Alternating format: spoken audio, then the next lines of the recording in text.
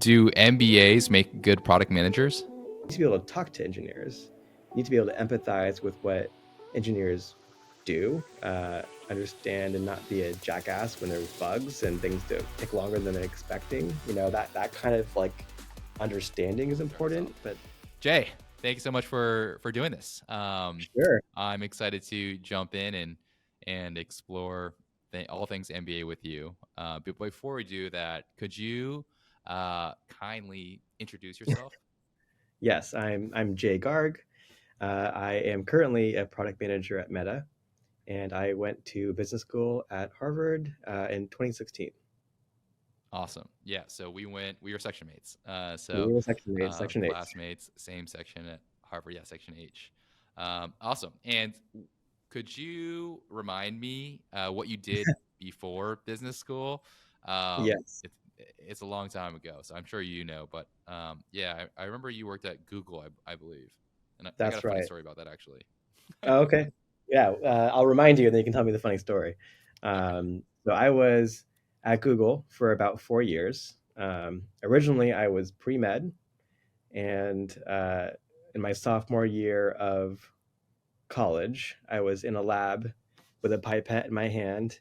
I was doing PCR, which is polymerase chain reaction, and I was like, "This is kind of boring because it's a very like um, tiresome process, and you have to do it very carefully and whatnot." And it was the first time I'd ever questioned like, "Oh, I don't want to do what I'm doing," which wasn't becoming a researcher, but it was becoming a doctor.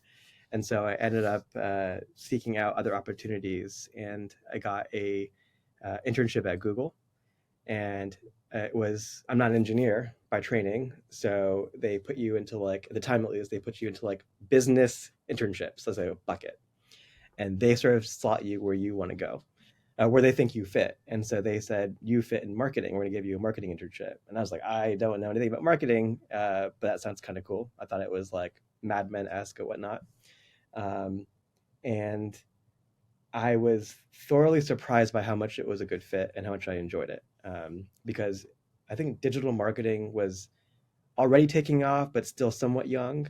But it was the first time I think where there was so much data available in marketing, where it had become far more analytical and far more experiment driven. Not that that didn't happen in the past, but digital marketing was just this new era where there was so much more data available to analyze and make decisions on. And so I was very excited when I got there and found out that there's like experiment docs and experimentation and best practices and data scientists involved in all these things. And so it was a really good fit actually, and I loved it. So I was there for 4 years and went from intern to an associate product marketing manager up to a product marketing manager and did a ton of things. I was working in a very small part of Google at the time called Google Enterprise. And so because of that, I was on a small team. uh, we were Yet we were revenue generating, so it was a place that had a budget, and I was able to actually go run marketing campaigns, and eventually worked on things where we are putting up billboards in Boston, um, video ads and TV ads. I got to work on a lot of cool things as like a basically fresh grad, and had a wonderful time. And so after about 4 years, I was like, maybe time to do something a little bit different. It's a kind of a natural transition point, and that's where the MBA came into play. Cool. Got it. And before we go there, Google Enterprise though, what is that? Is that like yeah, what products are we familiar with them? Yeah, so at the time, Google Enterprise was really focused on Google Apps for Business, which is, I think, G Suite now.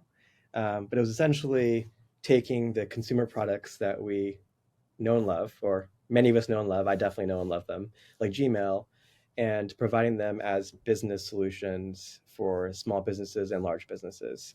So I was working on the small business piece, but it was, for example, you're running a bakery, and you're a sole proprietor, and you could have an at Gmail address, but you want to look more professional as a business owner, so you should get a professional email at jayscookies.com. And so Gmail could be what powered that and allowed for you to have like an interface you were familiar with, but that was not super like complex or kind of old school. Got That it. eventually Yep. became like Google Drive, storage, a bunch of other things, and then cloud solutions and a bunch of other things over time. Awesome. So you had a hand in that. Well, a very small hand, but it was definitely a fun journey to be on. Got it. And so here, I'll circle back to my story about your Yes, please. pre-MBA Google tenure. Yep. Do you remember? I think it was Field, that class Yes. first year, Yeah, of course. Yeah. and we have to pick teams to essentially start a business. I think they're trying to Yes. simulate that at Yep. least. This is field And three, right? it's kind of like it's funny. It's like your first week in business school. It's a graduate degree program, but it turned into what felt like a recess playground, where it's like, okay, everyone, go pick your That's squad, right. Yeah, absolutely. and then everyone's like looking around, scrambling. Um, I actually just watched the Hunger Games prequel movie, and it's kind of like the same. It's like you got to pick your alliances, like right in the beginning. Oh, I've Um, not seen that movie yet. Actually, oh, I've it's pretty good wanted to. actually. Yeah, Is it I good? enjoyed it. Yeah, Oh, it was nice. good. But yeah, it felt like that recess playground experience, and I remember it was hard to remember. Everyone had just introduced themselves, Yep. and I remember that you had said like you worked at Google, and I was like, oh, technology, Yeah. Google products, I know. Um, that seems like a good company. Let me partner up with that guy. Oh, very good. So I'm I think I glad just that found that my way over, works in my yeah, to favor because wherever I was you. lucky to work with you. I think it was mutual, but that's how I remember it in that field course. That was funny to It was funny remember that. because I think after that point, I remember Jason also worked with at Google, and obviously we got to know Jason quite well. And Yeah. whenever there was anything tech related, like in the news or in a case, it was like, "What do you guys think?" It's like we're like Hey, one of like Google guys who work in marketing. yeah, Like, we're one of thousands of people at these companies. It's like it was just funny that we had somehow become experts just because we worked yeah, at these can you companies. speak on behalf of like 10% of the S&P 500 right now? Right. It was just funny, but it was actually in some ways great to have like that as like a very clear POV we could be asked to provide. Yeah. Because sometimes it was hard to get a word in and have something Yeah. to say. So it was good to have that. Yeah, you are at HBS kind of quickly branded as Yeah. something, like especially in your section where teachers can rely on you and also your classmates can rely on you to provide some insight. Yeah. So not a bad brand to get behind, I think, for you No, guys. not at all. Yeah. It was a lot of um, fun. yeah. And so you mentioned like after 4 years at Google, you were just trying to figure out what you wanted to do next. Yeah, I guess like, well, it was maybe closer to 3 years, knowing that 4 years was going to be around the time where I was like ready for something new. There were a few, I guess, reasons why I was interested in like pursuing an MBA. One was because I had started as an intern, I was an associate, and knew I would hit sort of like a product marketing manager title within about 4 years, and was like, that's probably a good place where I've gotten a lot of experience and I should probably start to like diversify myself and have new experiences. So like felt like a good time to like evaluate something new. Um, I've also always had an entrepreneurial itch. And I knew that if I wanted to do something, that it would probably be better not to do it at Google, just because, like, your time, all that stuff is supposed to go towards the company. And I think there's, challenges with trying to work on something new while you're employed. So I was like, all right, might be a good time to like leave and do something else somewhere else. Um, and it felt like an MBA or going back to school in some way would allow me to like build skills I knew I probably would eventually need if I wanted to start my own business that I didn't have at the time. Um, and also to meet like-minded people, because you can't start a business alone, but it's helpful to like start businesses with other people. And so it felt like a good place to maybe meet people who are similarly thinking about that. Um, and also just to build skills like that I didn't have. I knew that I liked what PMs did. I liked how influential PMs were on the products that these companies that I was working for created. And so I was like, if I want to do that, I need to learn more about some of the stuff that PMs do. And wanted to create space and time for me to do that as well. So there were a couple of like converging things that weren't all exactly my destiny, but they were like, it's probably a good time to change and explore something new. Um, and so you decided like an MBA would make sense for you given those considerations. Can we talk for a second about the application and admissions process? We definitely can, sure. I want to get into like some juicy stuff about your personal application. Did you Sure. do you remember what you wrote in your essays? Did you have you looked back at those recently? Yes, I do. I looked at it recently. So I wrote about my. I started out with a story about my twin brother, Dave, who you know, because when we were younger, we were on the track team at school, and he ended up having an injury where he tore his patellar tendons on both his knees, which sucks. But due to the kind of therapy and healing process, there's like a piece of technology. It's a machine that moves your leg back and forth to make sure your legs are staying mobile while you're like in a bed like I forever. used it. I had the Yeah, same you used injury. it. Yeah, I remember it. Yeah. Yeah, I remember that. So I wrote about that experience because if we're going, transparency here, to bring up that I had a twin because I felt like that was differentiating. There are other twins out there, but there are far fewer than like the general person. So for me, that was like, hey, this is something that might cause someone to think, oh, he's a twin. And so I was like, how do I weave that into my essay in some way that's strategic? Yeah. Also, Um, just a big part of who you are, I imagine. and it is a big part of who I am for Yeah. sure. Yeah, it is a huge part of my identity. So it was, I guess, strategic and important for me to put that in there. But then I used that to talk about my interest in health and technology. And I mentioned in the beginning that I was pre-med. So, and I do have a very deep passion for healthcare and medicine. I come from a family of doctors. I was going to be pre-med, and I'm still very much interested in all that stuff. So I still finished my degree in molecular biology in undergrad because I was like, I don't want to not do it. I still really like this stuff. I just don't want to be a doctor. So I talked about like seeing that implementation of a piece of technology facilitating healthcare as like a way to talk about my interest in those two fields coming together, and really wanted to explore that more deeply. And I think there was a lot of interest at the time around like health and technology. It felt like a lucrative space to be in. And so I just talked about like wanting to explore that space, do more in that space. And that's one of the reasons why I was interested in coming to HBS, which was to sort of dive into that more deeply. And I thought that those perspectives could help. Like, I think that the thing about the application is like, why do you want to go here? But the question underlying a lot of that too is also why should we let you in? Like, what are you going to bring to the table? And so like it was ending it with like, and I think those are unique interests, and I think that will add to the class, as far as like my opinions and thoughts and my interests. Again, there are definitely other people with those interests, but for me that was just like the set of things I chose to focus on. Yeah. No, that's so cool. Thank you for sharing that. I did not know anything about this, even though we spent so much time together in business school and Sure. afterwards even. So it's Yeah. so interesting to hear that story. I didn't know about that about Dave either. Yeah. But at hearing you piece it together, what I gather is that you really reflect on who you were. You try to dial in what made you unique, Yes. and then you incorporate that into your application, into your essays, which I think all those are like steps I would recommend to anyone who's applying to business school. Um, Yeah. Absolutely. I think that like that last paragraph that's quintessential of like what I want to come here, what I want to come to this school, is oftentimes like, let me research this school and like figure out this unique program they have and like throw that in. Like, I really want to do this program, so that's why I want to come here.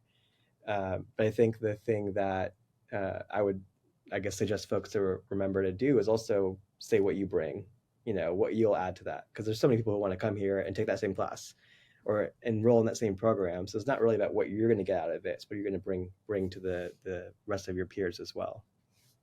yeah, totally. I think that's a really good point. I almost forget to highlight this because it kind of far removed, but I do want to just pause here to kind of talk about this topic in terms of when you're writing your essays, you need to have the lens of like, what can I contribute to Yes. this class, but also like the university. Yeah.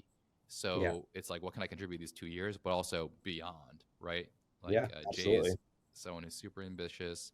He's got these interests in health and technology, and we would love it if an alumnus of this Yeah. program, pursued those things. Right. Um, Definitely. that's yeah, that's something not to gloss over.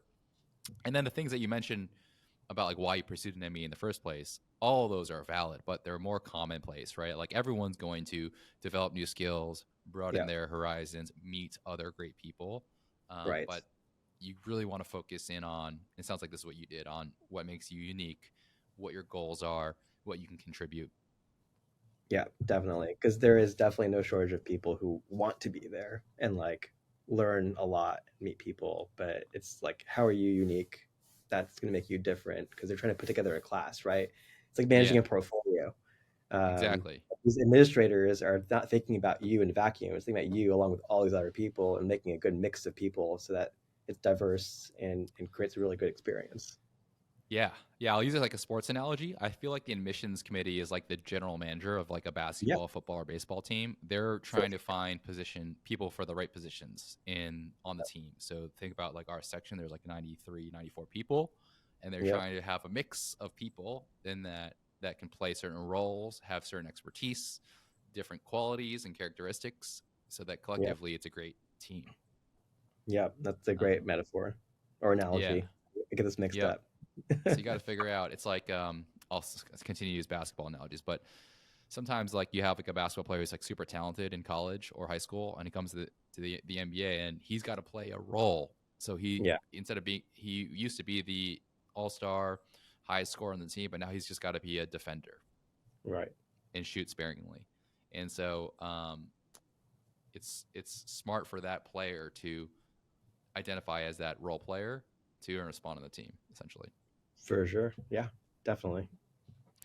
Awesome. So you get into HBS, and you, luckily for me, you go to HBS, and so we meet. Yep, But when you think about those 2 years in Boston, so it's like 2014 to 2016, so like yep. 8 to 10 years ago. What are some of the things that come to mind first? Um, I mean, definitely things that are like more personal, and then things that are like more like about the school itself and like what I learned there. I mean, for sure, like my now wife and I were doing long distance then, and like being in a relationship like that during school was challenging. Well worth it, but challenging nonetheless. Um, I remember living in snow for the first time because I'm from California, and I think having like an amazing experience with having snow around me that like is really not representative of what's really like to live with snow. Because I lived on campus every morning, like the roads, like the interlining roads of our campus were like completely clean, and like there's tunnels if you want to walk, underground. And so I was like, this is awesome. The snow is great. Um, like just fantastic. And then like you really talk to people who have lived in snow, they're like, it's actually a lot of work. Like your transportation gets interrupted, cars, dealing with cars, like all that stuff. I just remember like having a blast living in snow for the first time and like just being able to experience that. So those are more of like the, I guess, personal things or like visceral emotions I get when I think about it. I think like certainly for school, there are definitely like awesome experiences. I mean, I think meeting all of you, like creating like lifelong friends that extend outside of HBS is definitely what I think about too. Um, Sorry, I rambled a bit, but I hope I answered your question on the emotional side. Happy No, to talk totally. more Those I remember on the actually personal. share a lot of the same thing. It's so funny as you're saying this. It's like I think I know part of the reason is it wasn't just Google that drew us together. I think I think Yeah, we were yeah, we for were sure. very similar in a lot of respects. Like coming from California, right? I That was also my first snow. I think it was Yeah, January of our yeah, spring semester, and I'd been in snow before, but never like snowfall. And that was like the first time I yeah. saw like a snowflake fall from the sky to the ground. That was pretty amazing. I'll Oof, never forget it's that as very well. special. Yeah, Um, and then also doing long distance, right, with your partner, yeah, your significant other. So yeah, there's like a lot of things that I forgot that we were going through together. yeah. That's true. We were in a similar scenario, I guess, in that regard. Yeah. What about like Um, on the more on the Harvard side, HBS side, school, um, the experience, the business school yeah, experience? I mean, I expect the three things that are top of mind when I remember my experience at school. Certainly Field 3, so Cloud Closet, like for sure, which I hope Jason brought up if he didn't. But I think like, you know, the chance to put together a small team of folks and lucky enough to work with you and Jason and who I'm, really deeply good friends with. and think about an idea we all found really interesting and fun, and like actually like manifest it in terms of like there was collateral, we had like a pitch, and at least Tony Mayo saw the potential. So like that whole Shout out experience was Tony. like, yeah, shout out to Tony. It was like such a fun experience. So definitely like a smaller version of what I was hoping to get out of it, because I was hoping to meet like-minded people, think about starting a business, and so like it was just fun to go through that together, and with people who were serious about it too. Like I never once thought we were taking it lightly. Like we knew it was a school assignment, but like everyone was looking to get something out of that experience, and like you know, I think it's different when you're with people who are like just there to pass the time. And I do think we all Hmm. took it seriously in not like a crazy way, but in like a passionate way, and that was awesome. Hmm. Um, I think field two. So I mean, I got to go to China, which I uh, was just blown away by. It was a really amazing experience. I think like as far as going to mainland China, I went to Chongqing. Like I don't think I would have naturally gone there on my own. So it was just great to be able to go there like in a school setting and meet a lot of really cool people, eat great food. Um, and that was just very memorable. And then my favorite class and lesson I think was to this day still disruption theory, um, Hmm. which we learned from Rory. Do you remember that one? I don't remember that. I don't think I was in Uh, that class. I don't oh, maybe. I wait. don't, yeah, Wait, I forget. Roy mentioned the theory, but he didn't teach a class, or he taught the class too. I mean, he taught the lesson for sure. I think it was in his Oh, okay. class. I don't remember it. I One of the ones I missed. Well, it was the whole like the reason why it sticks is because it was a tale. I mean, this is Clay Christensen's original theory. Oh, So he okay, taught, okay. It's coming back to me now. um, but it was I hope that's right. I think that's right. But it was just a tale of opportunity and a tale um, of caution at the same time, because it was sort of like explaining how Netflix disrupted Blockbuster, right? It was Hmm. talking about, you know, as a incumbent, or like as like the player that's already in the market, to Yeah. not slough off the newcomer who's Yep.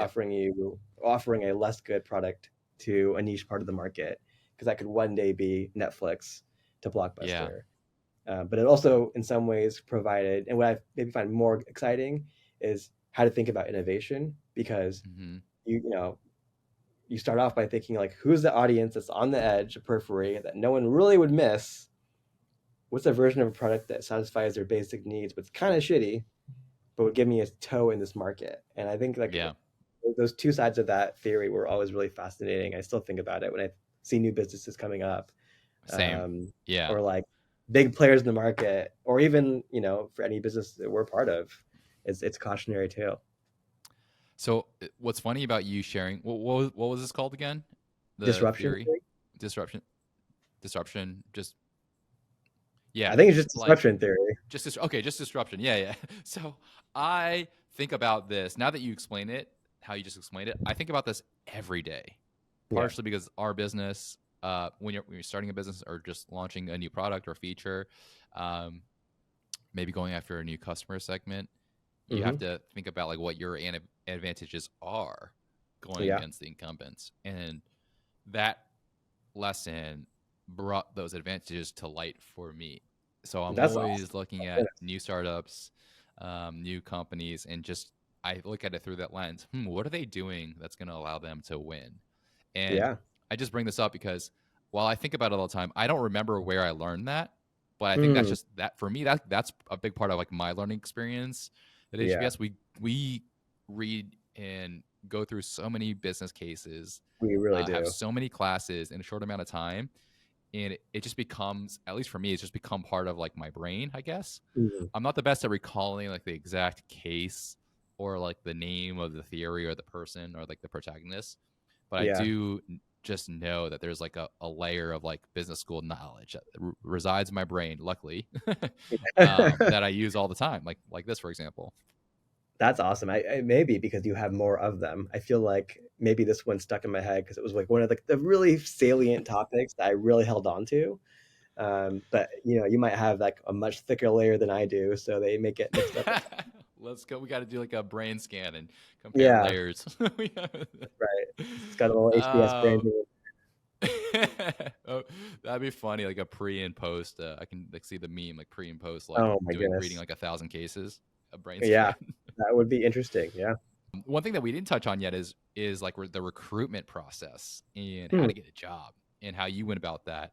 I'd love to spend a few minutes talking about that. Yeah. Yeah, what can you give us an overview of like your approach to getting a job while you were at business school? That's obviously everyone's primary objective, I think. Yeah. Um, yeah, could you share your Yeah. experience with recruiting? So I um I was open to two paths. I was open to going back into marketing and taking on like, a more senior role because I had been doing it for 4 years. So that was like not a career switch. Um, and then I was also interested in and maybe more hopeful about trying product management. But I knew that came with the fact that it wouldn't be a senior role.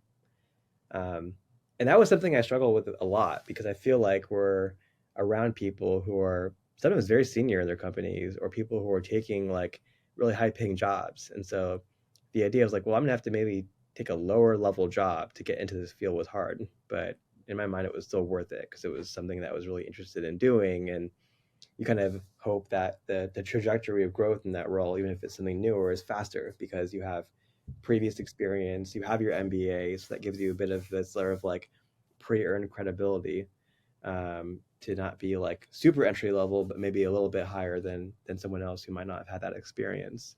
So I was considering both those options. I was really clear about the criteria I had in either case, which is I really wanted to work for a consumer tech company. I knew I wanted to go back into tech, but I was saying tech slash health tech. I knew that was an adjacent, like I included that in the same overall bucket. Um, but something consumer facing, something in tech, um, and ideally, because I think it was still when like mobile apps were like super hot. I was like, I really would like to work on something like I use, like I actively use, like on my phone day to day. Um, and so that didn't have. There was not a lot of apps on my phone. Like there's not a lot of companies that actually leaves in the end of the day. So it was a fairly small set of things. I think I recall the outlier from all of that because I was pretty sure I did not want to go down the consulting route, but it was IDEO, which was this sort of design thinking Design consultancy, thinking. They right? just shut down recently. Did you see that? I did not see that. I Oh my think the whole goodness. company shut down recently. Like the last office closed. Oh wow, that's sad. Oh my goodness. Hmm. I really love the premise of it. Yeah, So I was really interested in going to work there because it felt like it was field three, like as your job, which was like these like yeah. small You would have been pro. awesome there, by the way. Just knowing, having worked with you now and understanding a little bit about IDEO, like yeah, Yeah. you would have been great. Oh, I appreciate that. Unfortunately, I interviewed and did not get the job, so that's unfortunate. But that definitely happens. So um, I, quickly at some point focused on my other two options, which were both still in tech, one marketing and one uh, product management. And I interviewed at a bunch of places. I think like for me, like getting those interviews, many of these companies like these are not necessarily all FANG companies. I was looking at Uber and Lyft and LinkedIn, other companies like that. Like usually just submit an application online. So kind of felt a little old school in that regard. Like it wasn't like through the career portal. Like some of them may have been in our career portal, but a lot of it was like you having to go like actively go to their website and like submit a Yeah, resume, that kind of stuff. Um, yeah. There's a distinction between like on-campus recruiting, where yes. employers, companies are coming to campus, essentially, I think paying to get access to the student body, or Yeah. somehow they're saying like, hey, we're going to recruit from this program from your school, and then there's outside of on-campus recruiting, which is your own boots on the ground recruitment for a job. Right. So in many of those cases, the on-campus wasn't really the avenue for me to go down. A few of them did Mm-hmm. list and come, but many of them didn't. And partly it's because, especially for product management, not a lot of them hire MBAs or like the MBA background is not like their prime candidate, at the end of the day. So Ooh, like, okay. which we can talk more about, but I think that's probably, I mean, and that's probably changing too. I think that was changing over time. Like, I think Amazon was best known for hiring MBAs, but a lot of other companies didn't have a lot of PMs that were MBAs. Mm-hmm. Many of them look for former engineers or people who who have engineering degrees as like PMs, and so but I do think that has changed.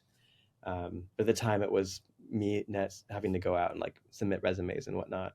Um, and so yeah, eventually I found Yelp as uh, an option, and I was super excited because it fit all my criteria. Yeah, Um, it's on PM your phone. role, consumer facing, it's on my phone. I use it all the time, and so I was really excited to join Yelp. Um, but I did have to advocate for myself even in that context, because they wanted to hire me as I think an associate PM or something relatively junior because I'd not been a PM.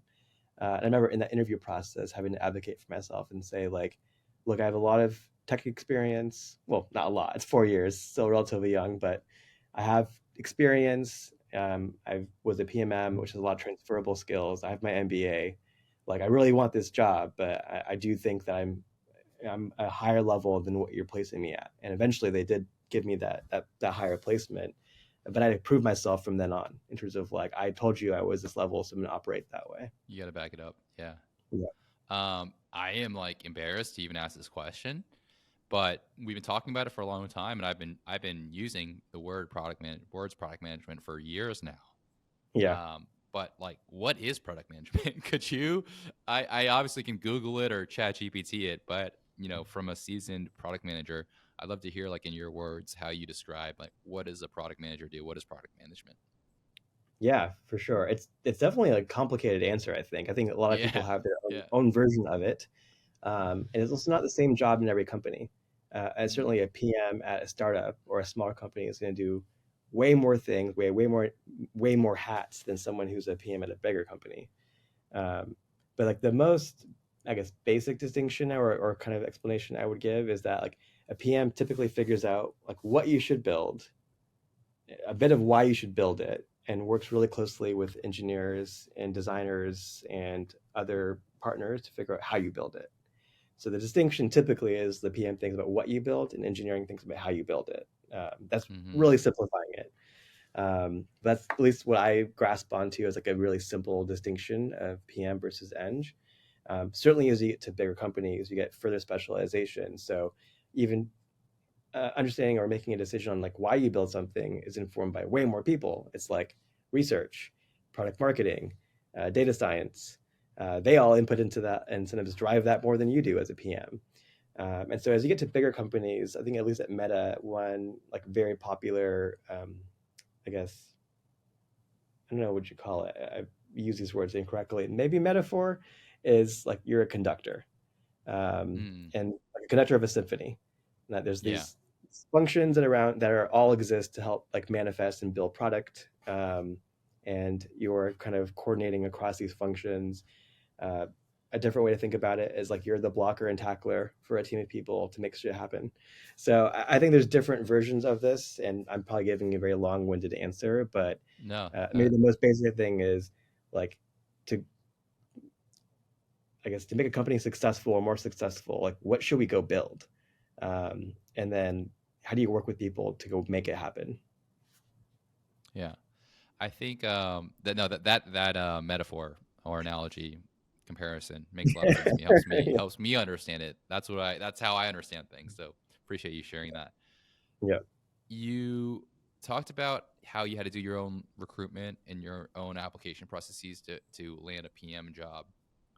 Um, and you also kind of I think there's a thread in there it was kind of an uphill battle as well.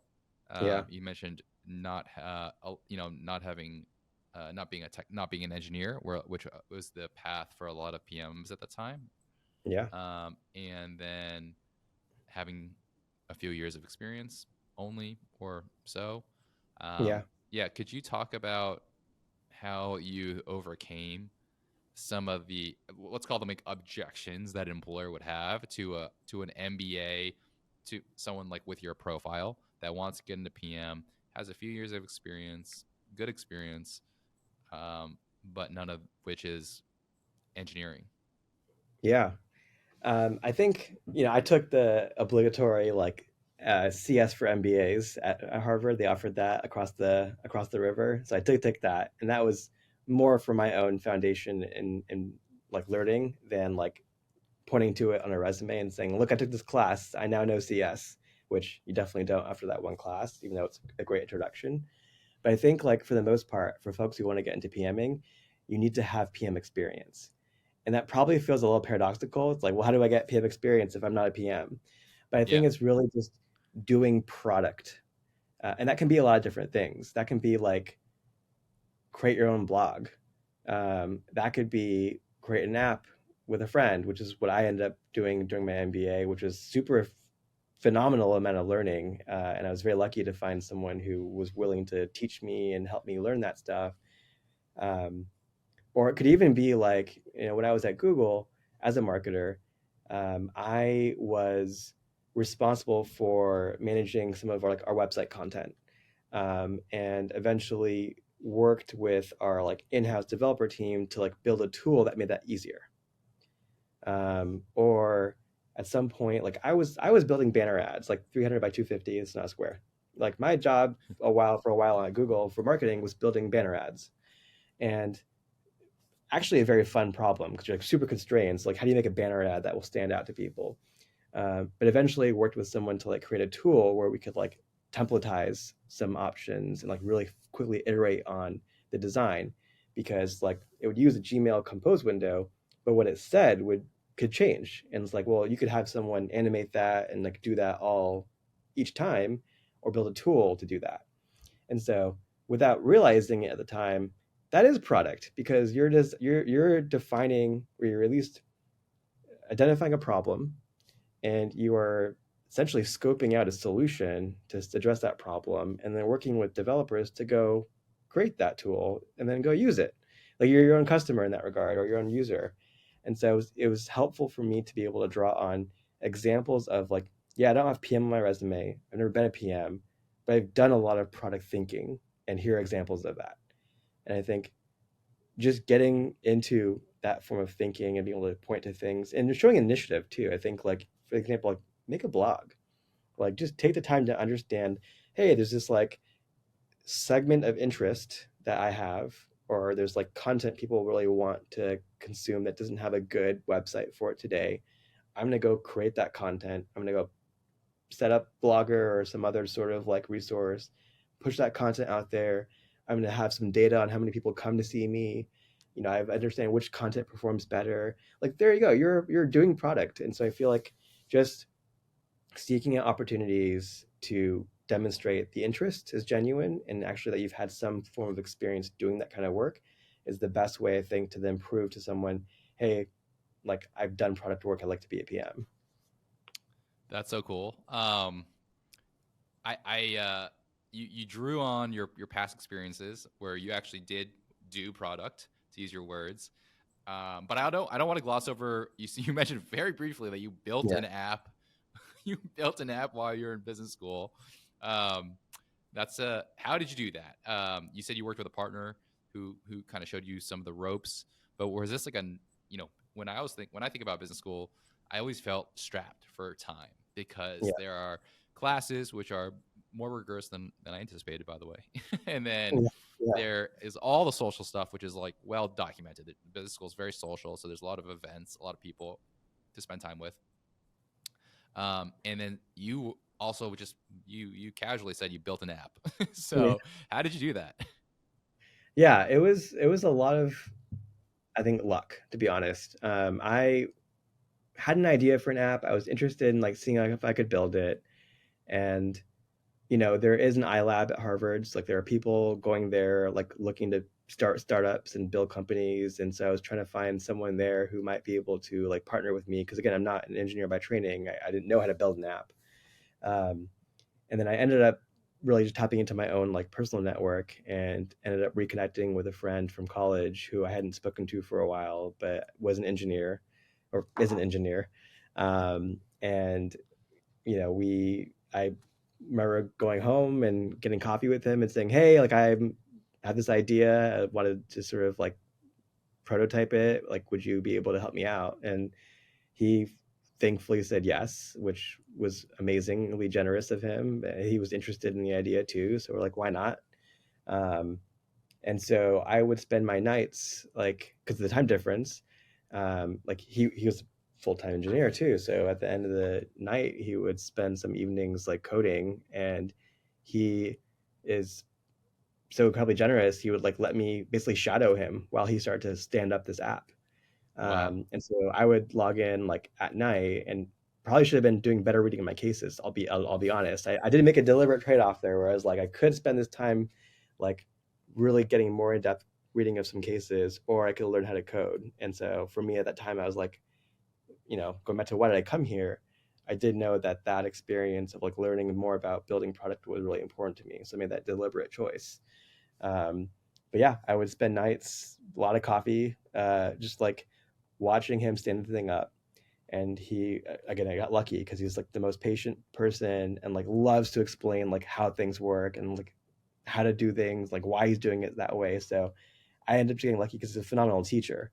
And so I would literally watch him write lines of code and like ask him like, why are you doing that? How are you doing that? I had taken like super basic like Java for websites in high school. So it wasn't my first time seeing a programming language, but just getting to watch him like stand things up. And eventually he was like, well, you can do the front end, which is like, putting boxes and buttons on places, like shift it around. Like I had done enough HTML to know like, okay, I can kind of figure this out now that I've learned a little bit.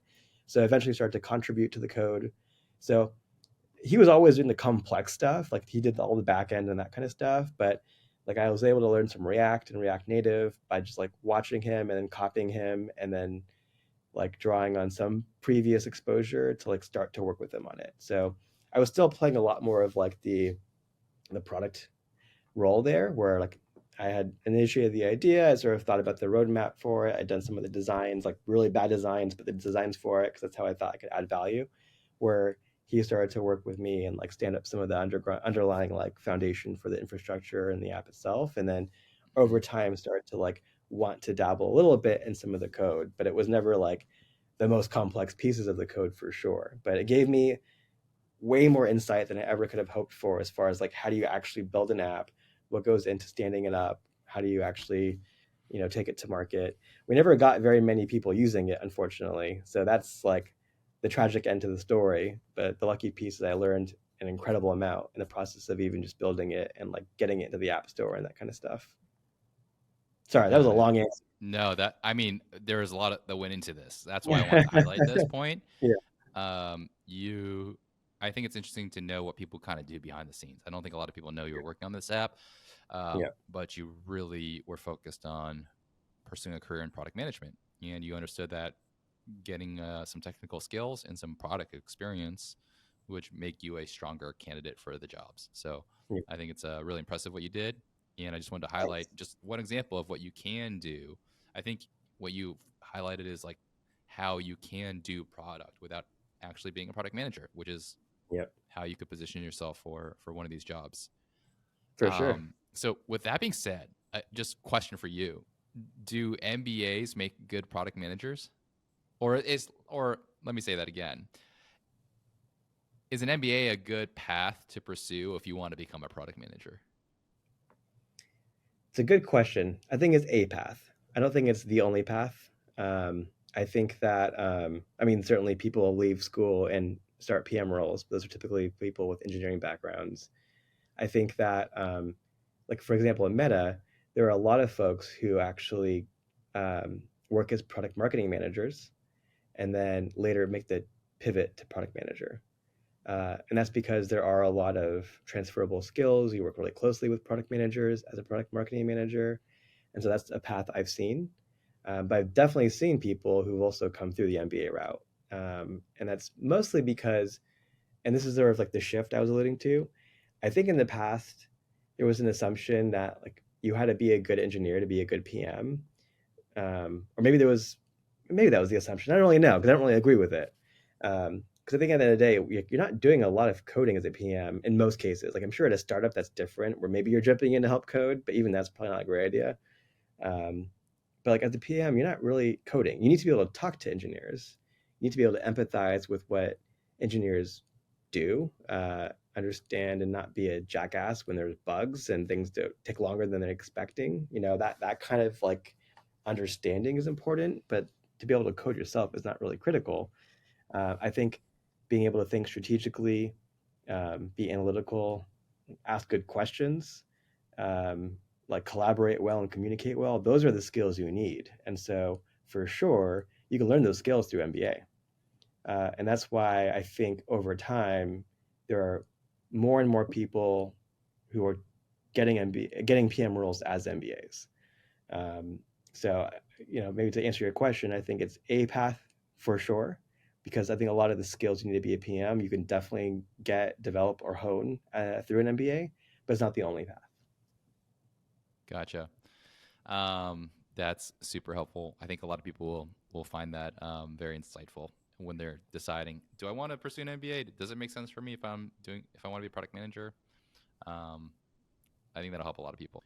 A couple questions I want to wrap up with. But the first one is, I think a common question young people early in their careers that are thinking about MBA, the common question is like, what's the ROI on an Mm-hmm. MBA?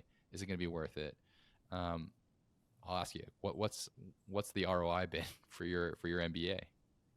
It's such a hard question to answer. I've been thinking about this answer, so I'm gonna try my best to articulate maybe why it's a hard question to answer, and then give you some version of answer. Um, but if you want to be really analytical about this, you have to understand like what's the opportunity cost if I didn't get my MBA. Well, it's sort of like two things. Like, is there an ROI? Like, is there an actual return? And then the question is like, which return is bigger? I guess. Am I Mm-hmm. overcomplicating this? I might be No, overcomplicating you're this. taking some like intro to finance principles and you're applying them to your answer. Um, I guess with the understanding that like um, certainly it's like, what's the cost of doing this, and then what's the benefit I got from it? That's like the ROI, right? But that's Mm-hmm. also assuming that there's no like other thing to think about, right? Because like if you didn't go to the MBA, you would have some other version of an ROI to evaluate, which also has some cost going into it. Maybe it's not tuition, but there's a cost there, and there's some sort of return. So I guess ultimately it's like, what's the relative ROI of it versus like itself. I don't know. I think I Yeah. overcomplicated this answer, but I guess like it's hard to know, because if I think about it from a pure finance perspective of like, I paid this tuition, like, do I think I got a return on that tuition in the form of like my earning potential? I'm not sure yet. I hope so, but I feel like there's a lot of my career ahead of me to really know, and then Yeah. to evaluate, well, would I have gotten the same compensation had I not done an MBA, is like really hard to know, because I'm not sure what that career path would have looked like. Mm-hmm. So it's a very non-answer. I realize, like, super hard Yeah. to It's very evaluate. very consulting of you to answer to present the considerations and to Yeah, provide different scenarios. exactly. So I think from like a peer, like, was the money worth it from like a earning potential? That's hard to say. What I can say is that when I was trying to advocate for myself being like a PM at Yelp, it did matter that I said, hey, I have this MBA from Harvard. I think that adds value to me. And eventually they agreed to that. Um, you know, at the same time, I could say, well, if I didn't have my MBA and I stayed at Google and I decided to like go for a PM role there, could I have done it? Right? Could I have learned some of the things I learned at Google? That kind of thing. So like, sorry, this was a huge non-answer Yeah, as you far don't as like, know. No, I think it's a very true answer. It's yeah, like, yeah, it's very hard to answer this question. So, yeah. And then if you go um, like to like the non like financial pieces of this, or like less tangible, it's like, well, I made awesome friends for life. Like, that's priceless. And so like, then is the ROI there? Well, then of course you're talking about infinity there. But then it's like, well, could you not have made friends if you didn't take an MBA? So like, well, then I don't know. So yeah, again, I'm giving you yet another non-answer, but I think like the question is super difficult to answer because of all of these like, well, what ifs, and yep, you really never know. And never I'm sure know. for some people there is like a very clear like, I needed to get an MBA to like reach the next level at my company. It's like, well, then that's sort of like also a non-question, because you have to do this. Hmm. And for some people, it's probably a huge unlock because of where they're coming from. Maybe they've had no exposure to any business level like education whatsoever. Then they're probably able to get a job they couldn't otherwise get, like in a huge way, and that's a clear answer. So I Yeah, guess for me, I'd come from um, a context of having done uh, I did business in undergrad as well, so I doubled in bio and business. So like this was not my first time being exposed to some of those business fundamentals. Um, and I was at Google already, so I was in a tech company already. So my pivot was maybe a little bit less dramatic than others might have had. And so for Yeah. me, For it's some people, hard it's to, clear. Yeah. yeah, for some people it's really clear. I'd say for me it's less clear, but I'm more thinking about the less quantitative things than the qualitative things. And Sure. I'm really happy I did my MBA. Like that Yeah. I know like in my soul, I suppose, but it's hard for me to like break down that ROI for you. Totally. Yeah. Asking the question with ROI and it just immediately draws your brain to like the quantitative side of it. But I think it's Yeah. right to consider the non-quantitative or the qualitative sides of things and the intangibles as well. Yeah. And like, who's to say like, people are definitely I think experiencing burnout these days. Who's to say like, I took a 2 year like change from working to like learning and like that was super That's helpful interesting. helpful for my mental health and like wellness. And Yeah, I so like haven't thought about that. The benefits of taking 2 years off work, at some point in your career might, yeah, might yeah, make and me to think invest in like that. yourself. I mean, good. Then there was someone like, well, then take a vacation for 2 years. Why are you paying tuition on top of that, right? So like, I think this conversation could be like hours long, where you're like, well, what if, what if, what if, what if, what if? Yep, Um, totally. but maybe to make it maybe more useful in some way, which is like the question behind the question, I think like certainly go into an MBA with something you want to get out of it and be like really deliberate about that. Because then I say if you get out of it what you wanted to get out of it, then it was worth it. Um, if you go in there and like let the MBA happen to you in some ways, and you're not really sure what you want to get out of it, you're like, I'm gonna go there for 2 years and see what happens. Then I'd say that's a lot higher risk for having a lower ROI. Does that make That's great sense? advice. That's great advice. Yeah, Okay. great way to cap it. My last question here for you, Jay, is looking back, just looking back, I guess looking back 8 to 10 years, was there something that you focused on, invested your time and energy on back then that you thought was going to be really important, but turned out wasn't really that important, or vice versa? Was there something that you kind of like, you kind of like noticed, or you didn't spend a lot of time on it, you didn't think it was going to be important, but turned out to be really valuable down the road today? Does something like that come to mind for you? um, I think there's two things that come to mind. One is I thought that reading every case in school was going to be super important to me, like taking something away from the class. But I think that me being me, I retain information like that really poorly. And so I think like if anything, focusing on, I mean, obviously you have to read every case, but I think like, there's varying amounts of depth you can go into these things. Like really letting my interests drive where I spent my time versus like trying to avoid the cold call. I feel like that was such an emotional motivation for me at school when I was like reading cases was I was thinking about the cold call. And I mean, maybe I'm crazy for saying that or admitting that, but I do think No, that's true. we're And I all in the feel same like boat there. we're on the same boat. And, I think that even in my reflecting on my education and at large, like I think I have in my history of learning been relatively good at studying for a test. But as a result of that, retaining little as a result. Like it all goes into the Yeah. short term memory bank. Like Hmm. I don't do enough depth of learning to have it kick into the long term memory bank. So like that layer of business knowledge you alluded to is like I think admittedly lower for me than I would like, and that makes me sad. But that's just me. So that's one thing where I'm like, man, I wish I had like held on to some things with a bit more focus and depth, not because I had to maybe answer a question the next morning, because I'm genuinely interested. So I should just really learn this thing for the sake of learning it. If that makes sense. Yeah, that makes total sense. Great. What was there And another thing I thought about? I forget.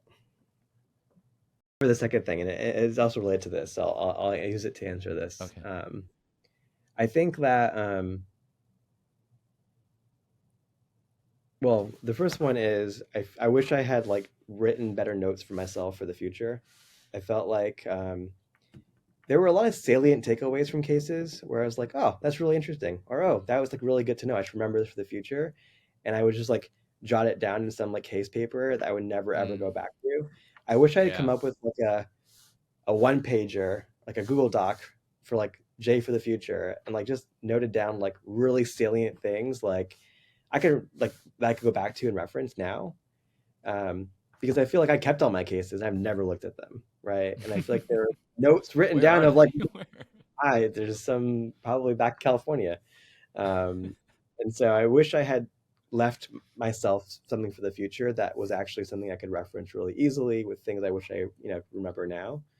Um, the second thing is definitely around like looser connections. Like I think I invested a lot in like really deep connections with few people, which I'm like so grateful for today. People like you, for example. But I do think, the section, the people you meet in HBS are like really valuable networks to have. And I think I underinvested in having even like light connections with a lot of people so that I could feel comfortable reaching out and saying, hey, how's it going? Like, I need some help, or hey, I have a question, or that kind of thing. Like I don't necessarily know if I would be as uh, good at doing that right now. Well, I know I'm not as good at that. I don't think I could just reach out to It's a someone who really I good know one. Both, will yeah. skill. Yeah. Anyways, Those are you got two really good takeaways. I would say reflections. The note taking one that applies to like every all aspects of your life. Like I just personally that resonates with me. Is I wish I would journal. I it. don't Yes. journal. I have Me neither. a dozen journals, about like I five know, right? journals at Yeah, home. they're Where all over they're the placed place. strategically all over our home Yeah. so that I can write stuff down when something comes to mind, but they're all empty. Yeah. Yep. So Yep. I got to work on that Likewise. because I think that's true. I want to be able to look back and be like, hey, like that's what I was thinking about, or that's what I learned, or how Yeah. do I think about this now, today, like years later, months later. And then loose connections is a really good one. I think that's like figuring out how you want to navigate like the relationships in business school. I think Yeah. is a big one because it can, yeah, you got to figure out like your own approach to it, um, and also like kind of you know what you want those relationships to look like for us 8-10 years down the road too, and maybe For work sure. backwards from that as well. Because a Yeah. lot of stuff happens at business school. Like the reality is, you show up, recruiting starts, classes, trips, um, and you don't have time for everything. So you have to be really, really diligent with or intentional with how you spend your time. Absolutely. Yeah. Couldn't say it better. Cool. Jay, thank you so much for doing this. I think this is going to be super helpful for many people. Of course. Thanks for chatting. It was fun. My pleasure.